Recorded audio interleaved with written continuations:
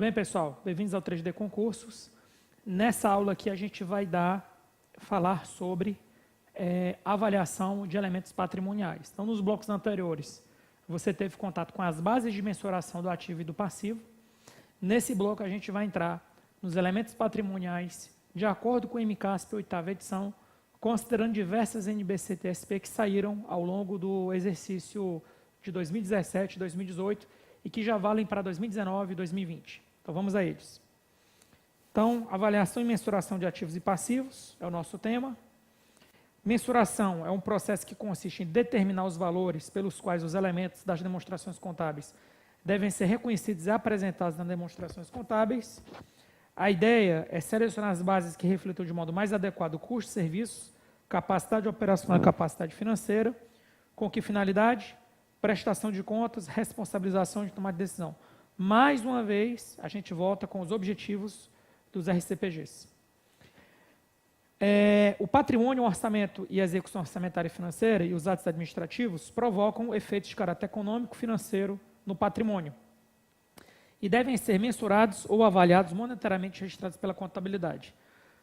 Os registros contábeis devem ser realizados e os seus efeitos evidenciados nas demonstrações contábeis nos períodos pelos quais se relacionam, ou seja, conforme seus fatos geradores, independentemente do momento da execução orçamentária. Os registros contábeis das transações devem ser efetuados considerando as relações jurídicas, econômicas e patrimoniais, prevalecendo no conflito entre elas a essência sobre a forma.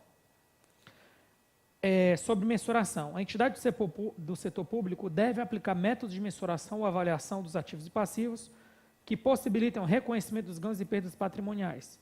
O reconhecimento de ajustes decorrentes de omissões e erros e registros ocorridos em anos anteriores ou de mudança nos critérios contábeis deve ser realizado à conta do patrimônio líquido e evidenciado em notas explicativas. Aí, pessoal, preste atenção no que eu vou te falar. Agora, eu vou trazer alguns conceitos que foram, digamos assim, ajustados em relação ao MCASP 8ª edição, certo? E que serão importantes na nossa análise na sequência. Então, vamos lá. A avaliação patrimonial consiste na avaliação de valor monetário a itens do ativo e do passivo decorrentes do julgamento fundamentado de consenso entre as partes e que traduza com razoabilidade a evidenciação dos atos e fatos administrativos. Influência significativa é o poder de uma entidade do setor público participar nas decisões políticas, financeiras e operacionais de uma investida. Mensuração é a constatação de valor monetário para itens do ativo e do passivo decorrente de aplicação de procedimentos técnicos suportados em análises qualitativas e quantitativas. Valor de aquisição é o preço de compra de um bem com os gastos suportados direto ou indiretamente para colocá-lo em condição de uso. Isso aqui é importante, porque eu vou te falar o seguinte, por exemplo, você comprou um ar-condicionado. Aí a pergunta é, qual o valor do ar-condicionado? É só o valor da compra ou é o valor também da instalação do ar-condicionado para colocar ele em condição de uso? Também é o valor para colocá-lo em condição de uso, é o valor também da instalação. Esse é o valor, por exemplo, de um ar-condicionado. Próximo, valor justo. É o preço que seria recebido pela venda de um ativo ou que seria pago pela transferência de um passivo em uma transação não forçada entre participantes do mercado na data de sua mensuração.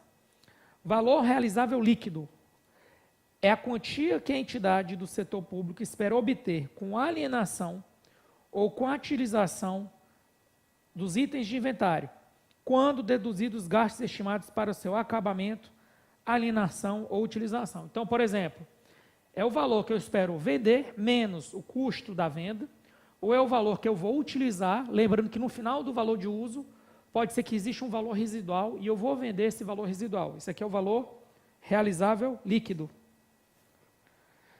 Primeira questão, só para dar uma esquenta, fazer um esquenta aqui. Entre os critérios estabelecidos pelo CFC, no tocante à mensuração e avaliação de ativos, o critério de valor realizável líquido corresponde à importância que a entidade espera obter com a alienação e utilização de itens de inventário, depois da dedução dos gastos estimados para o seu acabamento, alienação ou utilização. Verdadeiro. Pontos importantes antes da gente entrar propriamente nos elementos patrimoniais específicos. Bases de mensuração do ativo. Custo histórico, valor de mercado, custo de reposição, preço líquido de venda, valor de uso. Bases de mensuração existentes para passivo. Custo histórico, custo de cumprimento da obrigação, valor de mercado, custo de liberação, preço presumido. Caixa, usa o valor original, que é um resquício dos princípios contábeis que foram revogados. Formalmente, mas na ciência, eles ainda existem. Os gastos posteriores com aquisição ou registro do elemento do ativo imobilizado ou intangível devem ser incorporados ao valor desse ativo quando houver possibilidade de geração de benefícios futuros ou potenciais de serviço. Qualquer outro gasto que não gere benefícios futuros deve ser reconhecido como despesa do período em que seja incorrido. Antes de aplicar os procedimentos de mensuração a seguir, o órgão ou entidade inicialmente deve realizar ajustes para que as demonstrações contábeis reflitam a realidade dos seus elementos patrimoniais. Dessa forma, por exemplo, imobilizados e intangíveis devem ser inicialmente mensurados pelo custo ou valor justo, adotando posteriormente procedimentos após o reconhecimento, como a depreciação para o caso do imobilizado. Então, por exemplo, preste atenção, você tem um imobilizado lá que o valor dele está R$1 no sistema, uma casa não vale R$1. Então, com a primeira coisa, você avalia essa casa com base no valor justo e a partir daí você começa a aplicar o registro da depreciação, tá ok? É isso que está sendo orientado aqui. Agora, pessoal, só riscar isso aqui que tem esse errinho. Como é que a gente vai fazer a nossa análise? Então, vamos lá. Ó. Ativo circulante, a gente vai separar em disponibilidades, aplicação de liquidez imediata, créditos de curto prazo, estoques, porque você tem diversos tipos de estoque aqui, títulos de crédito de curto prazo. Ativo não circulante, você tem crédito de longo prazo, títulos de longo prazo, investimento, imobilizado, intangível. No passivo circulante, você tem obrigações de curto prazo e provisões, e no passivo não circulante, você tem obrigações de longo prazo. Já vou dar uma dica. Você está vendo provisões aqui, né? E você não está vendo provisões lá no ativo. Dica, não existe na contabilidade pública provisão para ativo. A provisão é apenas para passivos. E mesmo assim, existem passivos que não geram provisões. Por exemplo, passivos registrados por competência, como, por exemplo, o reconhecimento do fato gerador do 13º salário mês a mês. Isso aí é um passivo por competência, não é provisão. Tá, okay? Provisão tem que ser incerto e o valor estimado. E o 13º salário, ele não é incerto, ele é certo. Você apenas está se antecipando e reconhecendo ele por competência. Vamos lá, vamos para o que interessa. Disponibilidades. São mensuradas pelo valor original, que é como está na Lei 4.320, valor nominal. Feita a conversão em moeda estrangeira, a taxa de câmbio vigente na data do balanço patrimonial. Ou seja, preste atenção, se eu faço uma transação no dia 30 de abril em moeda estrangeira, eu não pego o dia 30 de abril e converto já em dólar. Eu deixo ali em dólar e quando eu for pagar ela, eu vou pagar como ela estiver valendo, né, convertendo em dólar para real. Mas vamos supor que eu tenho essa obrigação do dia 30 de abril e eu não paguei ela até o dia 31 de dezembro. É uma obrigação que está em aberto. Quando chegar no dia 31 de dezembro, eu vou converter com a taxa de câmbio do dia 31 de dezembro e não do dia 30 de abril, que foi quando eu fiz a transação. Próximo. As aplicações financeiras de liquidez imediata são mensuradas ou avaliadas com base no valor justo, valor de mercado. As atualizações apuradas são contabilizadas em conta de resultado, ou seja, são registradas na DVP. Próximo slide. Os direitos, títulos de crédito, as obrigações, então aqui ele está falando direito, título de crédito, serve para o ativo circulante e não circulante. Obrigações, passivo circulante e não circulante, são mensurados ou avaliados com as bases de mensuração dos ativos e passivos, que são todas aquelas. Feita a conversão, quando é moeda estrangeira, a taxa de câmbio vigente na data das demonstrações contábeis, salvo se houver orientação diversa em capítulos específicos. Os riscos de recebimento de direitos são reconhecidos em conta de ajuste. Então, preste atenção. Se eu tenho o crédito da dívida ativa a receber, o crédito da dívida ativa a receber, ele não é certo. Ele pode sofrer algum revés e eu não consegui cobrar todos ele. Como é que eu chamo essa conta? Ajuste de dívida ativa. Eu não vou chamar de provisão da dívida ativa, eu vou chamar de ajuste de dívida ativa. Ou seja, o termo ajuste tem a ver com isso aqui que eu estou acabando de dizer. Direitos, títulos de crédito e obrigações pré-fixadas são ajustadas a valor presente, se for pré-fixada. Direitos, títulos de crédito pós-fixadas são ajustando-se considerando todos os encargos incorridos até a data de encerramento das demonstrações contábeis. Então, a diferença é essa. Quando é pré, eu já consigo ajustar tudo isso a valor presente. Quando é pós, eu vou ter que ver o fato gerador, todos os fatos geradores e custos incorridos até a data de fechamento das demonstrações contábeis, que normalmente vai ser o quê? 31 de dezembro de cada exercício. Vamos avançar. Créditos e dívida. O valor reconhecido como provisão deve corresponder à mulher estimativa de desembolso, logo tem a ver com passivo, para extinguir a obrigação presente na data das demonstrações contábeis.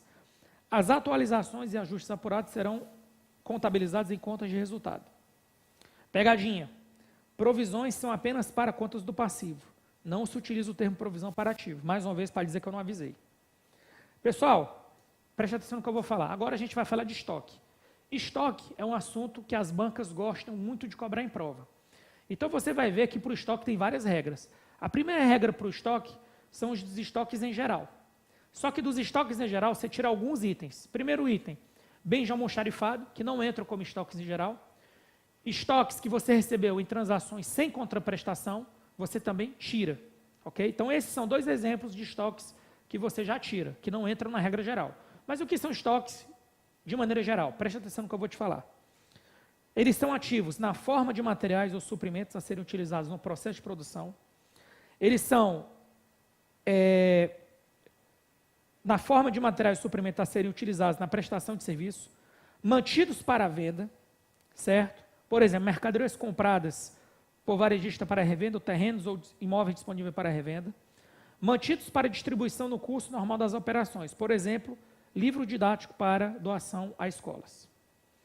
Os estoques devem ser mensurados pelo valor de custo histórico ou pelo valor realizável líquido, ou seja, isso aqui é a regra geral. Ou vai ser custo histórico ou vai ser valor realizável líquido. A diferença, o custo histórico é o valor que você comprou. O valor realizável líquido é o valor que você espera utilizar, ou seja, alienar, menos o custo de venda, ou o valor que você vai usar, deduzido, o valor residual menos o custo de venda. Dos dois, o menor, ou seja, eu vou pegar o custo histórico e vou comparar com o valor realizável líquido. No entanto, essa regra não se aplica para dois casos. Estoques adquiridos por transação sem contraprestação, que vai ser com base no valor justo. Bens não almoxarifado, que você vai usar a média ponderada. Sobre a média ponderada, que é o que eu vou explicar na sequência no slide, mas prefiro falar e você observar o que é que eu vou falar aqui. Como é que se aplica a média ponderada? Suponha que você compra 100 unidades a R$1. Qual o valor do seu estoque hoje? R$100. Aí depois você compra na sequência o mesmo estoque, só que houve uma variação de preço, e agora você compra, depois de 2 meses, 100 unidades a R$2. Qual o valor que entrou no estoque agora? 100 vezes 2, que o custo unitário foi R$2, R$200. Ou seja, primeiro entrou um estoque, 100 unidades, custo unitário é R$1, R$100. Depois entrou custo unitário R$2, 100 unidades, R$200. 100, 200. O mesmo estoque. Preste atenção. Se você colocar as 100 unidades aqui e você retirar as 100 unidades, você não vai ter nenhum problema, porque você tirou as 100 unidades antes de comprar um novo estoque. Mas vamos supor que você comprou essas 100 unidades, não consumiu as 100 unidades, elas estavam lá e você recebeu novas 100 unidades, só que com preço diferente. Para que serve a média ponderada? Você vai pegar 100 unidades vezes 1, 100 unidades vezes 2, vai dar 100 e 200, 300. R$300 o valor total do estoque. Mas quantas unidades você tem? 200 unidades. Então, qual o seu custo unitário? 1,50, porque é 300 dividido por 200 unidades. 1,50 o custo unitário, R$1,50. E aí o que acontece? Se depois que entrar os novos 100 estoques, você for tirar, por exemplo, 100, como é que funciona agora? Você vai tirar 100 vezes o custo unitário da média ponderada, 1,50. Ou seja, você não vai usar o PEPS, primeiro que entra, primeiro que sai, nem o EPS, último que entra, primeiro que sai. Você vai usar a média ponderada. Você vai calcular o valor total do estoque, vai calcular o novo custo unitário ponderado, e a partir daí você começa a fazer as retiradas do estoque com esse novo custo unitário. Ou seja, você vai tirar, se você tirar agora 100, vai ser 100 vezes 1,50, o valor unitário do estoque é 1,50, e você ficou com no estoque 100 unidades vezes 1,50, que dá R$150. Era isso que eu tinha para falar, vamos avançar. Pelo método do custo médio ponderado, o custo de cada item é determinado a partir da média ponderada do custo de itens semelhantes no começo de um período e do custo de itens comprados durante o período. A média pode ser determinada através de uma base periódica ou à medida que cada entrega adicional seja recebida, o que depende das circunstâncias da entidade. Continuando com estoques. Devem ser mensurados pelo custo histórico ou pelo custo corrente de reposição. Dos dois, o menor. Aqui são outros casos. Materiais de distribuição gratuita ou valor irrisório, consumo no processo de produção de bens a serem distribuídos gratuitamente ou por valor irrisório. Então, preste atenção. Falou valor irrisório ou falou consumo de itens cujo valor é irrisório ou vão ser distribuídos gratuitamente, você vai usar o quê? O custo histórico ou o custo de reposição, que seria o custo corrente. Tá bom? Está aqui, ó. O valor de custo dos estoques deve incluir todos os gastos de aquisição e de transformação, bem como outros gastos incorridos para torná-los disponíveis para uso. Importante. O que entra dentro do estoque? Dentro do estoque. O preço de compra, impostos não recuperáveis, o frete, o transporte, o seguro, o manuseio. Outros diretamente atribuíveis à aquisição de produtos acabados. O custo de transformação inclui mão de obra, a alocação sistemática de custos diretos e indiretos de produção. Custos posteriores de armazenagem ou entrega ao cliente não devem ser absorvidos pelos estoques. Descontos comerciais, abatimentos e outros itens são deduzidos na determinação do custo de aquisição. Fora do estoque. Valor anormal de desperdício de materiais, despesa de armazenamento, despesa de administrativo, despesa de comercialização. Beleza, pessoal? Então, vamos fazer umas questões aqui sobre estoques. Uma entidade do setor público governamental avalia os estoques de material de distribuição gratuita. Ora, preste atenção. Falou estoques de materiais de distribuição gratuita ou de valor irrisório, qual é a metodologia que você vai usar? Custo histórico ou custo de reposição, ou de valor de reposição, que é o custo corrente de reposição, dos dois, o menor. Vamos lá, qual é a opção que tem? Já vamos direto para o que interessa. Aqui, ó, letra B. Custo histórico ou custo corrente de reposição. Dos dois, o menor. Beleza, pessoal? Com isso, a gente vai dar uma pausa, para o vídeo não ficar tão extenso. No próximo bloco, a gente volta a falar sobre os outros elementos patrimoniais. Fiquem com Deus e até a próxima.